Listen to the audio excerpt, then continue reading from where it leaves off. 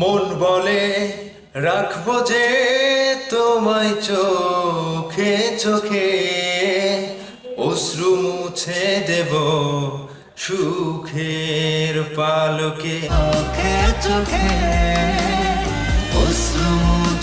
Finally দরদ সিনেমার এই স্যাড সংটি রিলিজ হয়ে গেল। আজকে এই গানটি রিলিজ হওয়ার কথা ছিল, ঠিক সময়ে গানটি রিলিজ হয়েছে।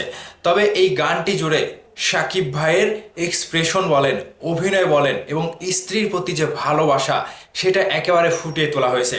সিনেমায় শাকিব খানের স্ত্রী অর্থাৎ ফাতেমা সোনাল চৌহানের সাথে একটি অনাকাঙ্ক্ষিত ঘটনা ঘটে যায়।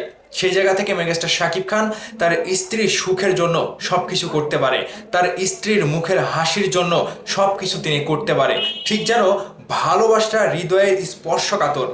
আর সেই ভালোবাসার মানুষটিকে নিয়ে যখন অনাকাঙ্ক্ষিত ঘটনা ঘটে যায়, সেটা সহ্য করার ক্ষমতা সকলেরই হারিয়ে যায়। ঠিক মেগাস্টার শাকিব খানের এই গানটি জুড়ে সোনাল চৌহানের যে একটা এক্সপ্রেশন, মেগাস্টার শাকিব খানের যে একটা এক্সপ্রেশন, অভিনয় দক্ষতা, এটা যেন শাকিব খান ছাড়া অন্য কারো পক্ষে সম্ভব নয়।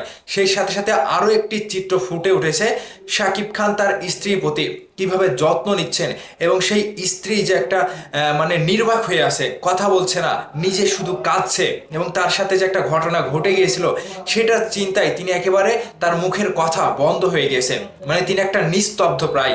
সেই জায়গা থেকে শাকিব খান ভাই তার স্ত্রীর মুখে খাবার তুলে দেওয়া, কিংবা তার স্ত্রীর যত্ন নেওয়া, কিংবা তার স্ত্রীর সব রকম খেয়াল রাখা, এবং তার স্ত্রীকে বিভিন্ন রকমভাবে খুশি এবং হাসি মুখে ফোটানোর যে একটা চেষ্টা শাকিব খান ভাই যে এইভাবে সুন্দরভাবে তার অভিনয়ের মাধ্যমে ফুটিয়ে তুলেছে, জাস্ট এই গানটি দেখার পরে হৃদয়ের একটা গভীরে আঘাত করছে। ঠিক যেন ভালোবাসা মানুষের প্রতি ভালোবাসাটা এভাবেই প্রকাশ করা উচিত। দরদ সিনেমাটি যারা এখনো দেখেননি, স্ত্রীর প্রতি ভালোবাসা কিংবা স্বামীর যে একটা কথা রাখা, বইয়ের প্রতি যে একটা অনুগত কিংবা বইয়ের প্রতি যে একটা দায়িত্ব, সবকিছু কিন্তু এই গানটিতে মেগাস্টার শাকিব খান এবং সোনাল চৌহান ফুটিয়ে তুলেছে। ঠিক যেন এই গানটি আবারও মনে করিয়ে দিল ভালোবাসা এরকমটাই হয়। দরদ সিনেমায় যে দরদ মাখা এই গানটি আমার মনে হচ্ছে সকলকেই পাগল করে দেবে, এবং সকলের হৃদয়ে এই গানটি আবারও জায়গা করে নেবে। ভাইদার্স, এই গানটি যারা যারা দেখেছেন, আমাদের বাংলাদেশের একজন শিল্পী ইমরান মাহমুদুল ভাইয়ের কণ্ঠে গানটি জাস্ট অন্যরকম একটা মুগ্ধতা ছড়াচ্ছিল। এই গানটি হিন্দিতেও রিলিজ করা হয়েছে, জিন্দেগি তুচ্ছে। আবার এই গানটি আরও একটা কথায় চলে যায়, জিসমে তেরে। এই জিসমে তেরের বাংলা ভার্সনে যে গানটি, তুই ছাড়া একলা বাঁচবো কি আশায়, এই গানটির সাথে কিন্তু একটু সুরের একটা মিল রয়েছে। ঠিক এই গানটি রোমান্টিক, কিন্তু এই গানের রোমান্টিকতার পরে শাকিব খান সোনাল চৌহানের যে মিল হয়, আর এই রোমান্টিকের পরে যে একটা দুঃখ বেদনা তাদের জীবনে নেমে আসে, তারই একটা প্রতিফলন হিসেবে এই গানটি শেষ সময়ে, অর্থাৎ শাকিব খান এবং সোনাল চৌহানের ভালোবাসার যে একটা খারাপ সময় আসে তাদের জীবনে, সেই সময়টাতে এই গানটি প্রেজেন্ট করা হয়েছে।